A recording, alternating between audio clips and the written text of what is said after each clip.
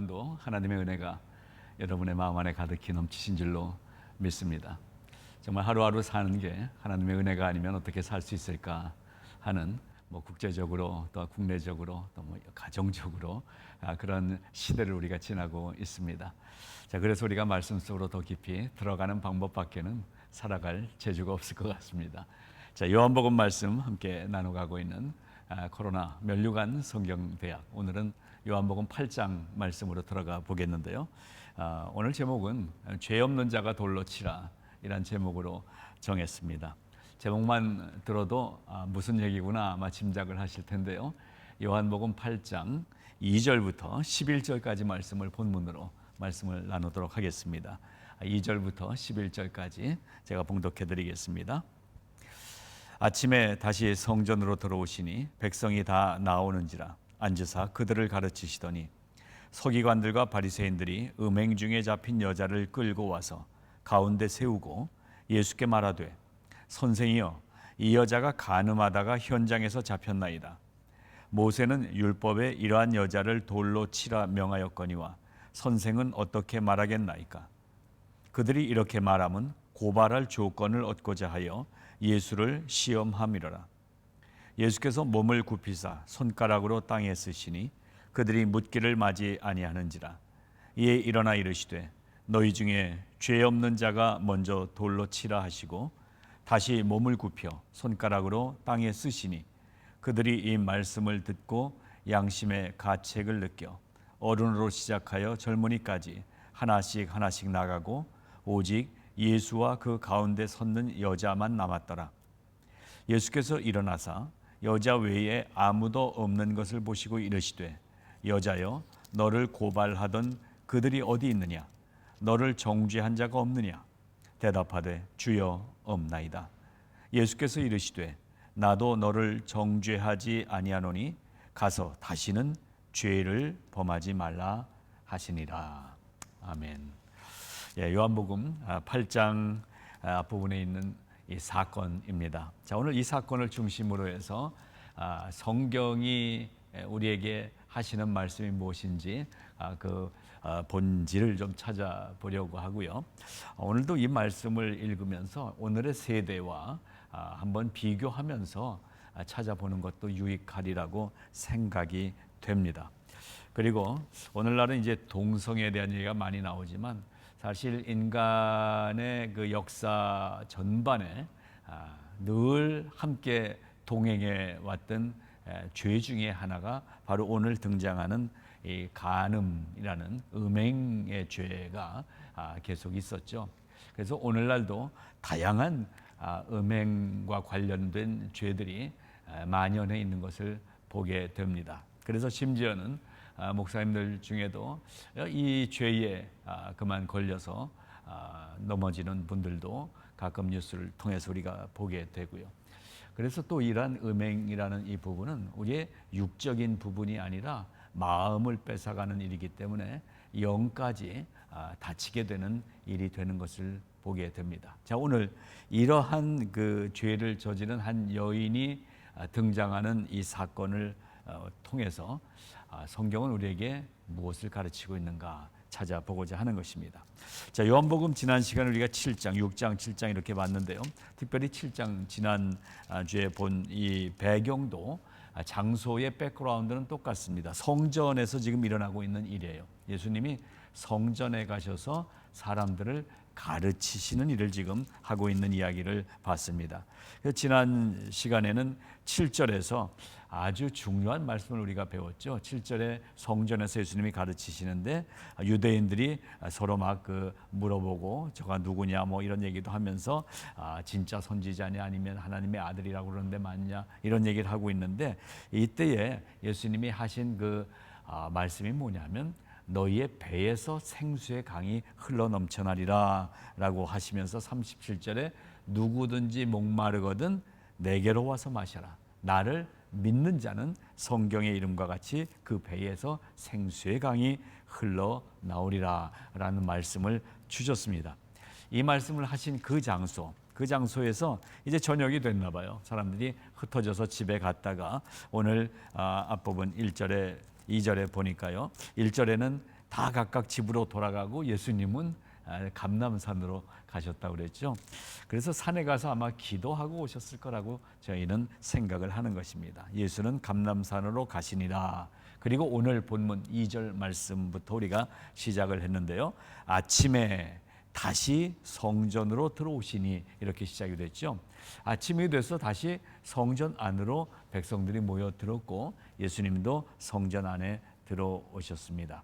자, 거기에 이제 예수님이 가르치시던 이 대상은 누구냐면 일반 백성들도 있었지만은 특별히 유대인들, 율법에 정통한 유대인들과 그리고 나름대로 종교적으로 상당한 자부심을 갖고 있었던 바리새인들에게 강론을 계속 해오고 계신 중입니다. 그래서 오늘도 이 강론을 하시려고 하는데 이 장소는 지성소가 아니라 지성소 바깥 성전 뜰이라고 할 수가 있습니다. 여기서 서기관들이 보통 율법을 강해하기도 하고 했었던 가르치는 학교와 같은 장소였기 때문에 예수님도 그 장소에서 지금 가르치고 계시는데요. 자, 이제 3절부터 사건이 벌어집니다. 예수님이 성전에서 다시 또 오늘도 가르치기를 시작하시는데 3절 서기관들과 바리새인들이 여자를 끌고 왔어요. 근데 이 여자가 어떤 여자냐? 음행 중에 잡힌 여자. 음행 중에 잡혔다. 누굴 데리고 온 겁니까? 현행범을 데리고 왔어요. 현행범. 버스 안에서 아니면 전철 안에서 소매치기 하다가 현행범 잡히는 거죠. 마찬가지로 이 여자가 이 간음죄를 짓고 있는 현장에서 잡혀왔다는 것입니다. 이건 무슨 얘기입니까? 빼도 박도 못하는 뭔가 변명할 수 없는 분명한 증거를 가지고 있는 상황에서 끌려왔습니다. 그래서 현행범이기 때문에 판결은 이미 난 거나 마찬가지죠.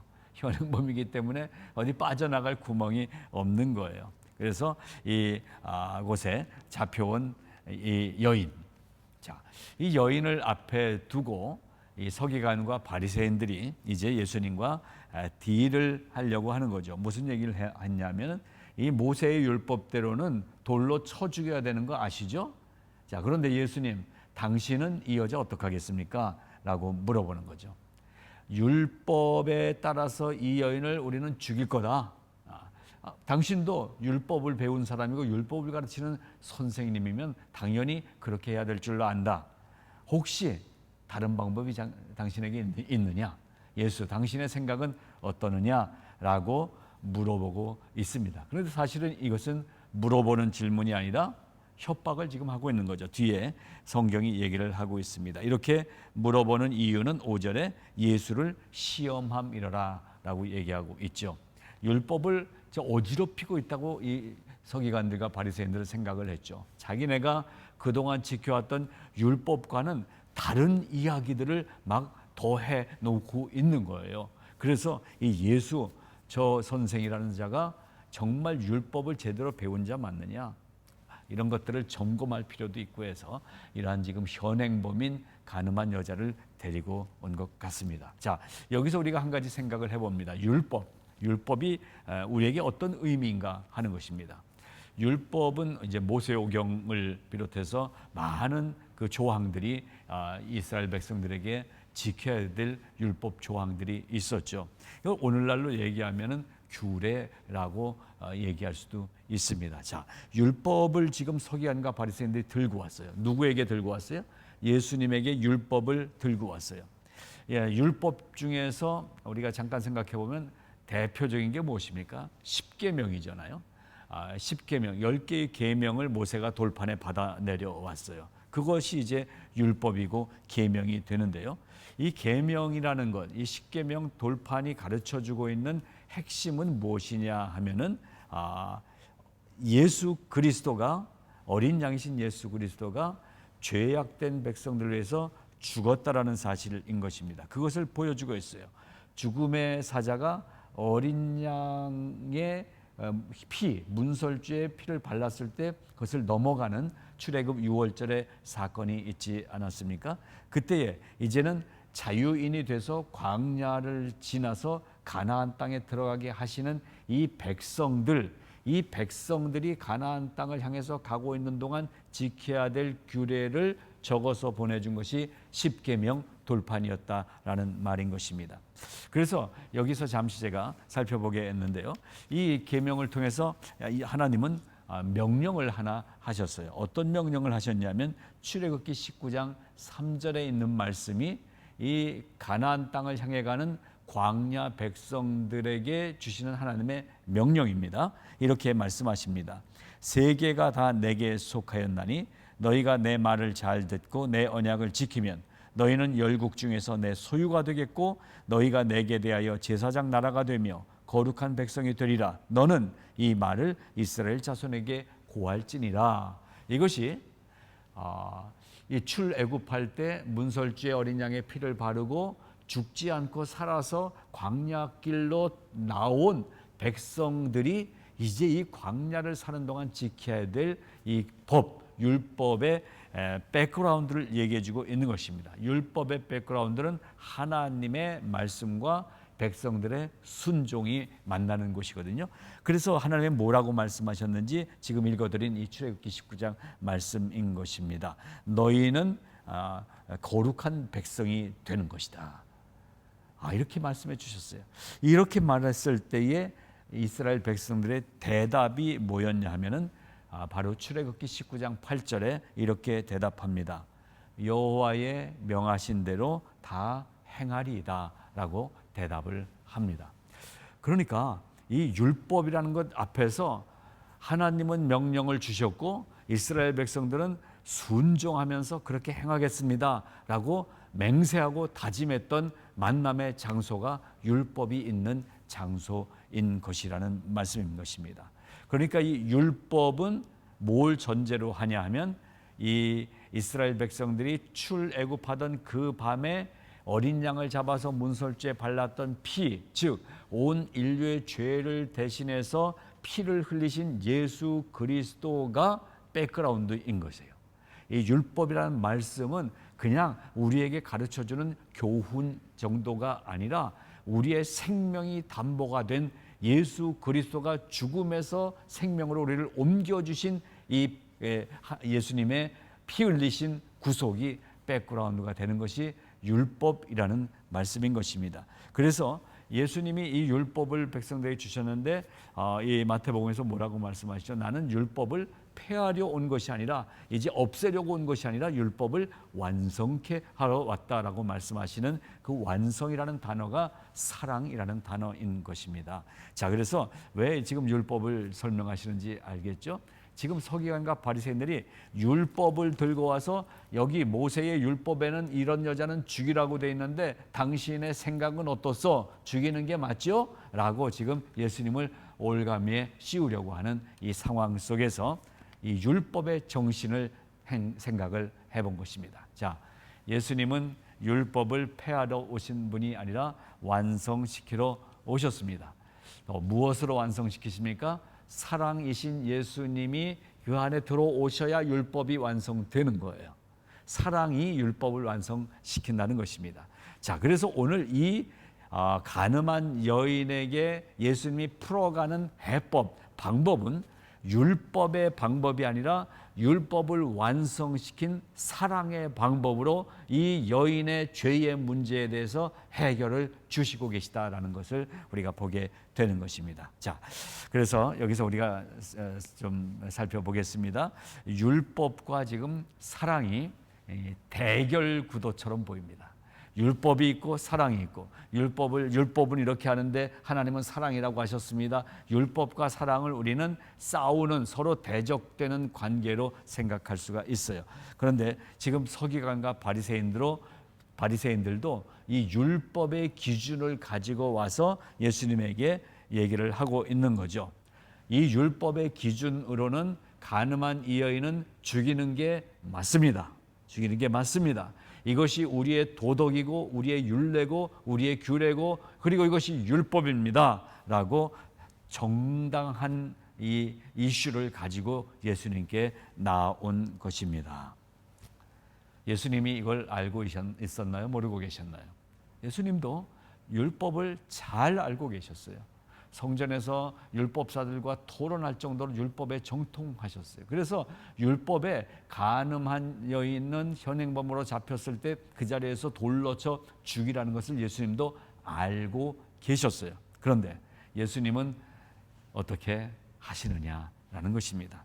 자, 이 딜레마에 빠지는 이 질문과 이 상황 속에서 예수님의 모습을 우리가 보고자 하는 것입니다. 6절 보니까 그들이 이렇게 말함은 고발할 조건을 얻고자 하여 예수를 시험함이러라 이렇게 되어 있습니다.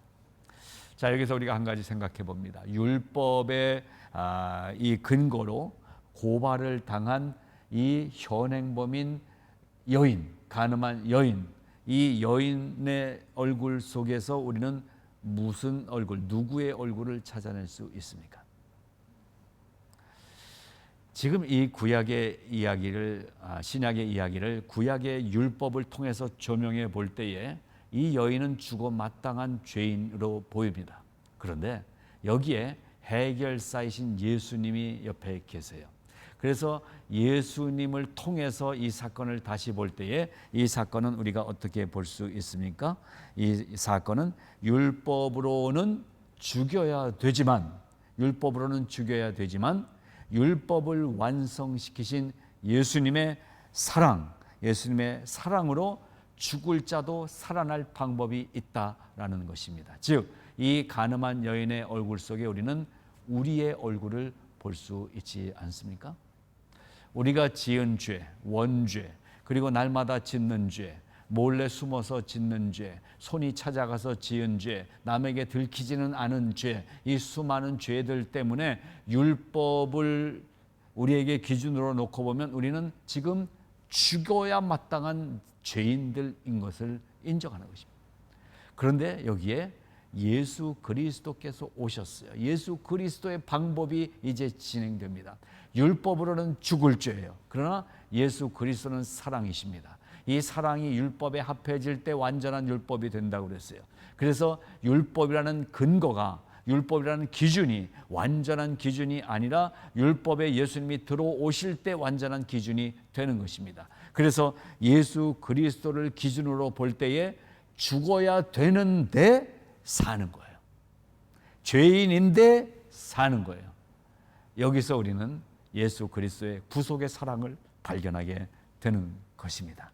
이 여인, 죽어야 될 이 여인, 죽을 여인은 이 여인만이 아니라 오늘날 우리들도 죽어야 될 사람들인 것을 보게 됩니다. 자, 그런데 우리가 왜 죽어야 되는가? 죄 문제가 있지 않습니까? 여러분은 죄인이라는 이 단어에 대해서 어떻게 반응하십니까? 오래전 한 20년 전에 어떤 분을 전도하게 돼서 그분과 성경 공부를 하게 됐어요. 학식도 있으시고 또 명예도 있으시고 또한 지금 일하는 전문적인 잡도 갖고 있는 분이었어요. 그런데 1:1 제자를 훈련을 하기 시작했는데 이분이 여기서 걸려서 못 넘어가는 거예요. 죄인임을 인정해야, 그래야 이제 죄에 대한 얘기를 나누고 성경 공부를 할 수 있을 텐데 자기는 아무리 생각해도 자기가 죄인이라는 거에 대해서 동의가 안 된다는 거예요. 성품도 착해서 어려서부터 정말 남한테 싫은 소리 한 번 한 적도 없고 부모님한테도 늘 효도를 했었고 부모님이 한마디 하시면 다 순종했고 또 부모님이 원하시는 대로 좋은 대학도 가고 그리고 좋은 짭도 갖게 되고 지금도 이 전문적인 짭으로 사람들을 도와주면서 살고 있는데 내가 누구한테 죄를 졌지? 이게 못 넘어가더라고요. 여러분, 그래서 오늘 이 부분을 보십시오. 죄. 이 죄는 무엇이었냐면 이 여인이 간음한 죄였어요. 간음은 무엇입니까? 지금 자기 남편이 있는데 다른 남자 만나서 이 간음죄를 진 거예요. 음행죄를 진 거예요. 여기서 우리는 우리의 존재가 육체만이 아니라 영과 혼과 육, 즉 우리가 영혼과 육체로 되어 있는 인간인 것을 우리는 압니다. 그러면 내 육체는 선하게 살아요. 도덕도 있어요. 그리고 윤리도 갖고 있어요. 선하게 사는데 뭐가 잘못됐어요? 육체적으로. 일단 사람들이 볼 때는 건강하고 깨끗한 사람 같고 바른 사람 같아요. 근데 어디에 문제가 있으면은 어디에 문제가 있습니까? 영적인 문제가 있는 거예요. 영적인 문제는 무슨 문제예요? 간음의 문제는 지아비를 놓고 다른 남자를 만나는 거, 그게 간음이에요. 하나님을 섬긴다고 하면서 하나님 외에 다른 신을 섬기는 게 간음이라는 거예요. 그래서 우리가 죄인이라는 거예요. 이 부분을 한 20년 전에 그분하고 얘기 나누면서 이 영적인 문제를 터치했던 기억이 있습니다. 지금 방송 함께 하시는 우리 성도 여러분, 내가 죄인임을 인정하십시오.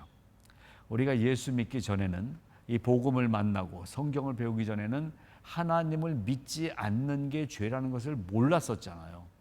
모르는 중에 죄를 졌던 거예요. 그런데 이제는 하나님을 섬긴다고 하면서 다른 것을 하나님만큼 소중하게 여기는 게 죄라는 것을 알잖아요. 근데도 우리의 삶은 어떻습니까?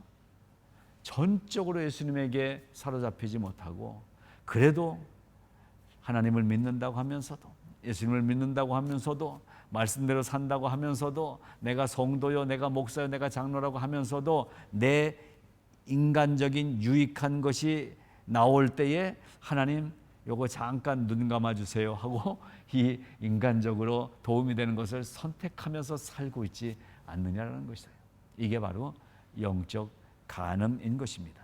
그러면 영적 간음을 했어요. 어떤 벌을 받아야 돼요? 율법으로 하면 돌로 쳐 죽이는 거예요. 돌로 쳐 죽임을 당해야 되는 영적 간음죄가 우리에게 있는 거예요. 하나님이 누구신지 알면서도 하나님의 뜻대로 살지 않는 거, 영적 간음의 죄인 거예요. 자, 그러면 율법, 성경은 그렇기 때문에 죽을 거라고 얘기하는 거예요. 간음죄를 졌으니까. 그런데 성경 속에 누가 오셨어요? 예수 그리스도가 오셨어요. 사랑이 오셨어요. 그래서 우리는 죽을 죄인인데 살아있는 거예요. 죽을 죄인인데 그 예수 그리스도의 사랑을 내가 믿고 그 십자가의 사랑을 내가 감동하면서 받아들일 때에 죽을 죄인인 내가 영원한 영생의 선물까지 받게 되는 역사적인 사건들이 우리에게 일어났다는 것입니다. 이것이 구속사적 사랑인 것입니다. 자, 이 여인의 모습 속에서 우리의 모습을 잠시 발견해 봤습니다. 자, 그러면 죽음 앞에 선 인간들을 구해줄 유일한 분이 누구예요? 예수 그리스도이시다라는 것을 여기서 다시 한번 짚어보는 것입니다. 누가 우리를 구원해 줄 수 있어요? 예수 그리스도. 대학생 선교를 오래 이끌으셨던 김준곤 목사님이 늘 집회에서 백문백답을 하시죠. 100가지 질문을 던집니다. 그러면 모든 그 참석자들의 대답은 오직 한 가지예요. 예수라고 대답합니다. 누가 우리를 구원하실 수 있습니까? 예수 그리스도. 누가 나를 위해 십자가에 달려 돌아가셨습니까? 예수 그리스도. 바로 그 백문백답이 생각이 납니다. 오늘 이 여인을 살리신 분은 예수 그리스도예요. 예수님이 여기 안 계셨으면 이 여자는 이날 돌 맞아 죽는 거예요. 근데 예수님 앞에 끌려왔든 어떻게 왔든 현행범으로 잡혀왔든 예수 앞에 나오니까 어떠한 죄악 상태에 왔을지라도 예수님으로 인해서 모든 죄가 사함받고 살 길이 열렸다라는 것을 보게 되는 것입니다. 여러분, 그렇기 때문에 서기관과 바리새인들이요, 오늘 율법을 잘 아는 사람들이죠. 이 기독교의 신앙에 정통한 사람들이죠. 신학 공부 많이 한 목사님들, 신학자들이죠. 바로 그러한 서기관과 이 바리새인들이 번지수를 잘못 짚었어요. 이 문제 가지고 예수님 앞에 오면은 해결이 안 되는 거예요. 자기네 뜻대로 될 수 없는 거예요. 번지수를 잘못 짚고 왔어요. 예수님은 이런 문제 앞에서 사형을 집행하는 사형 집행자가 아니라 죽을 죄를 지은 사람도 살리시는 생명의 그리스도라는 사실을 아직 이 서기관과 바리새인들은 몰랐던 거예요. 그래서 히브리서 3장 1절 말씀을 한번 읽어드리겠습니다. 그러므로 함께 하늘의 부르심을 받은 거룩한 형제들아, 우리가 믿는 도리의 사도이시며 대제사장이신 예수를 깊이 생각하라. 이 말씀을 드리고 싶습니다. 예수님을 깊이 생각하십시오.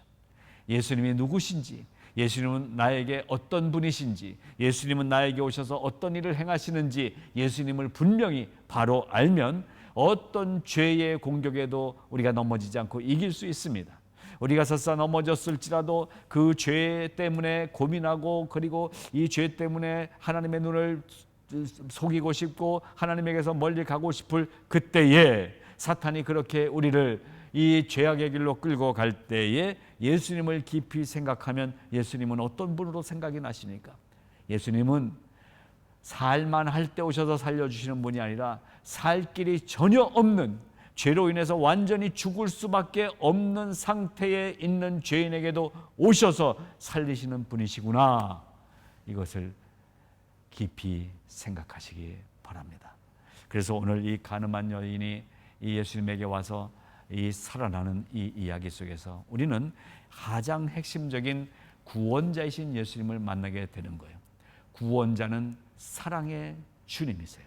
사랑의 주님 앞에 우리가 오는 거예요. 그래서 어떤 상황 속에서도 죽을 것 같은 상황, 너무나 힘든 상황, 이렇게는 도저히 안 되겠다라고 뭔가 결단을 내려야 될 그런 상황 속에 있을 때 누구를 생각해요? 예수님을 깊이 생각하십시오.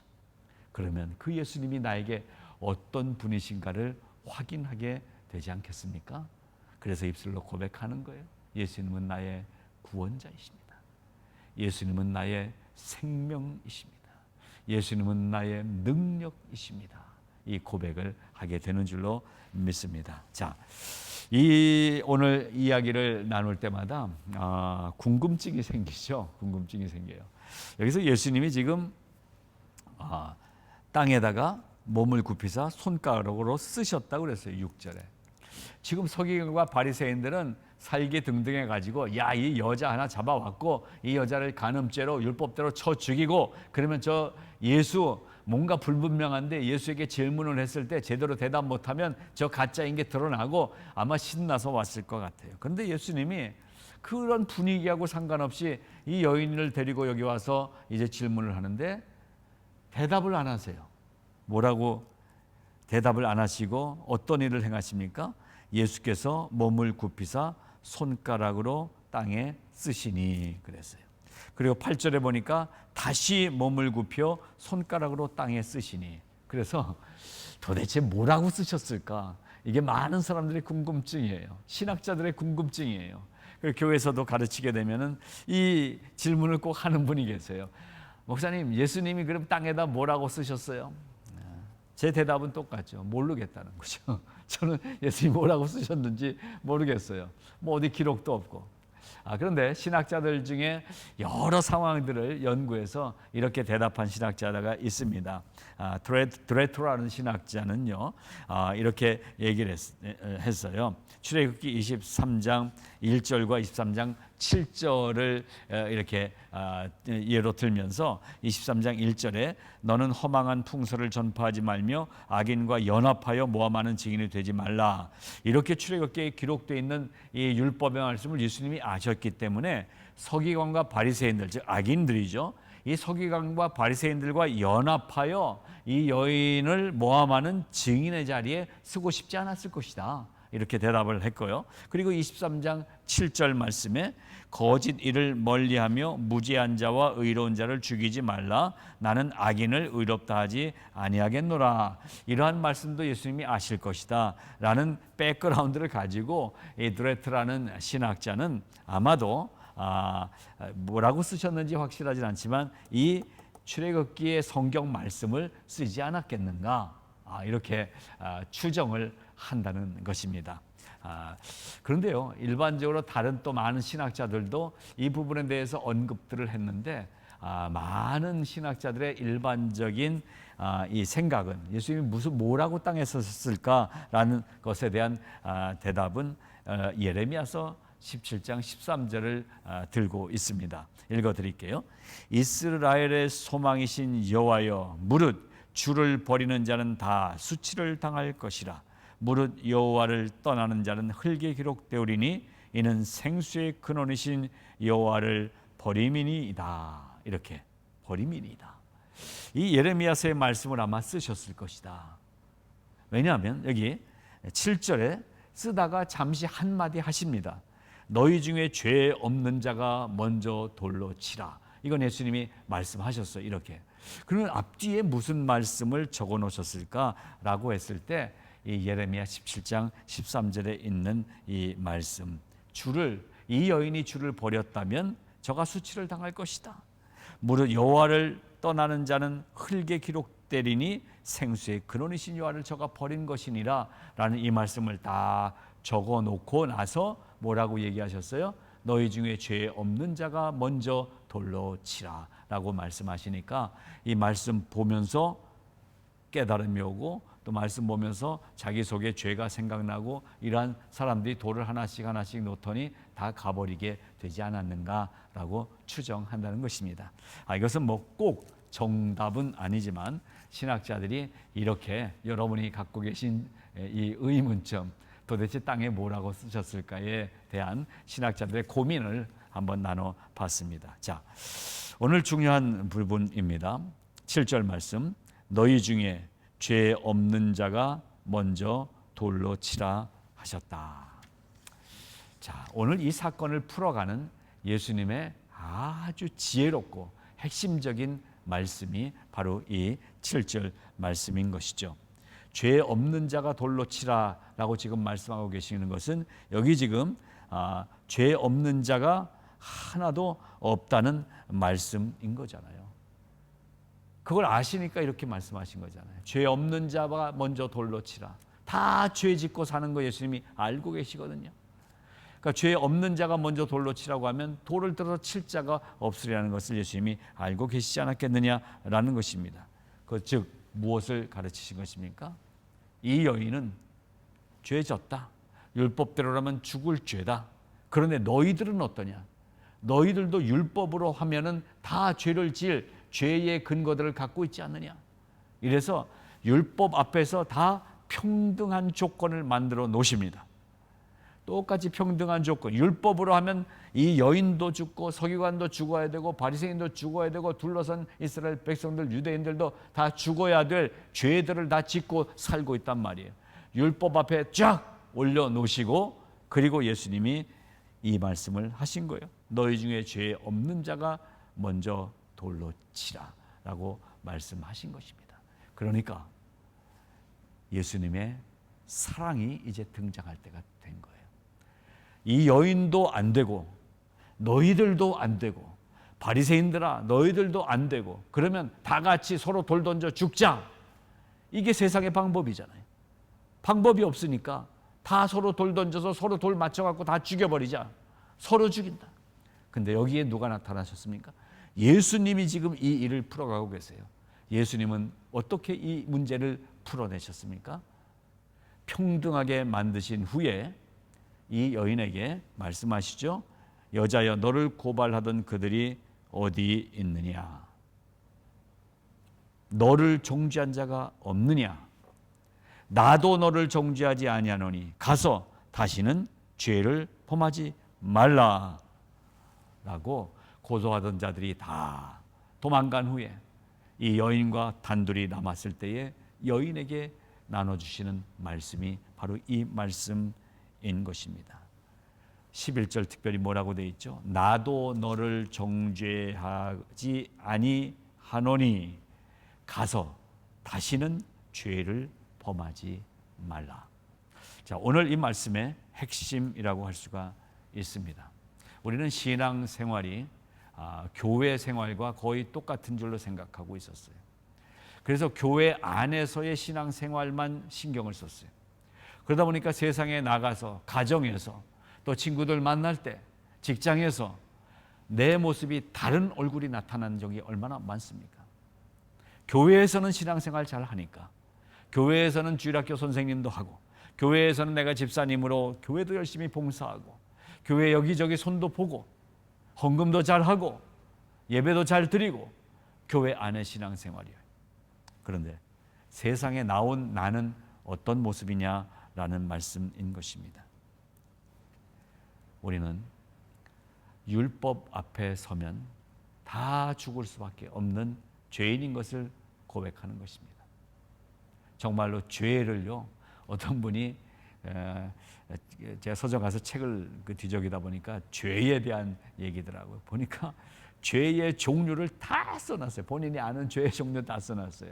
뭐 아마 법을 공부하신 분이신지 제가 잘 모르는 그런 죄들도, 헌법적인 이 형법의 죄들도 다 적어놓고요. 그리고 성경에 나오는 죄들도 다 적어놨어요. 엄청나게 많은 죄들이.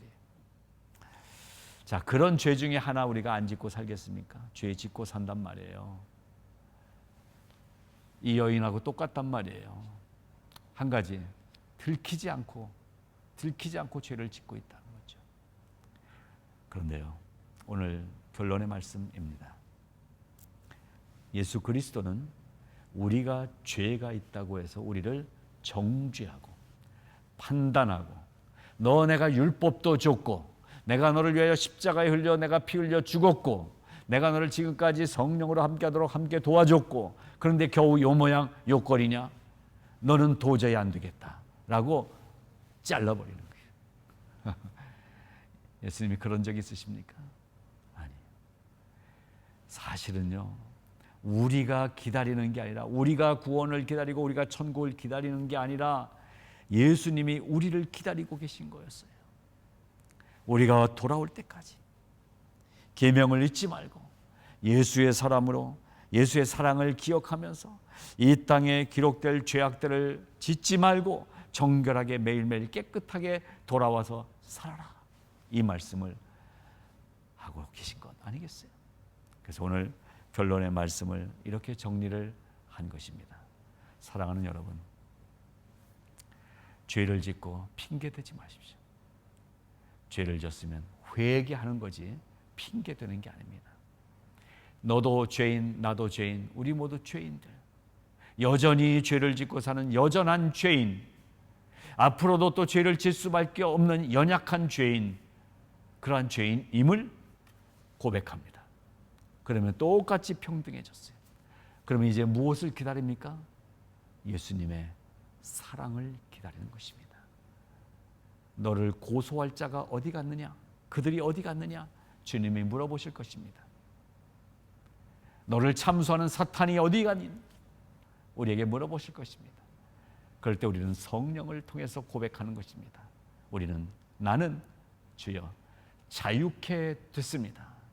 나는 자유합니다. 주님이 나를 위해 피 흘려 돌아가신 구속을 내가 믿기에 나는 자유합니다. 구원의 주님 감사합니다.